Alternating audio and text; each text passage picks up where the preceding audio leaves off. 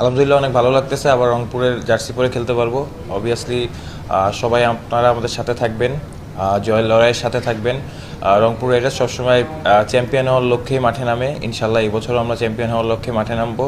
আপনাদের সবার দোয়া এবং সমর্থন আমাদের সাথে থাকলে ইনশাল্লাহ আমরা মাঠে আমাদের সেরাটা দেওয়ার চেষ্টা করব।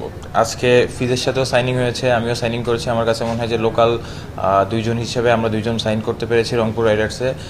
অবভিয়াসলি আমাদের জন্য একটা ভালো দিন আজকে, এবং আশা করব যাতে আমরা আমাদের সেরাটা মাঠে দিতে পারি। রংপুর রাইডার্স দেখেন সবসময় আমার কাছে মনে হয় যে একটা family oriented team management, team ওনার, যদি স্পেশালি শাহজাদের কথা বলি বা সাফন ভাই বা ভাইয়েরা যারা আছে, সবাই আসলে আমাদের সাথে খুবই ক্লোজলি থাকার চেষ্টা করে, এবং সবথেকে বড় লক্ষ্য থাকে রংপুর রাইডার্স একটা টিম হিসেবে কীভাবে মাঠে খেলবে, কীভাবে টিম হিসেবে পুরো বিপিএল জার্নিটা একসাথে থাকবে, এটা আসলে মেইন গোল থাকে। অ্যাট দ্য সেম টাইম আমার কাছে মনে হয় যে অবভিয়াসলি আমরা আমাদের মাঠে আমাদের সেরাটা দেওয়ার চেষ্টা করব, যাতে আপনারা আমাদের খেলা উপভোগ করেন।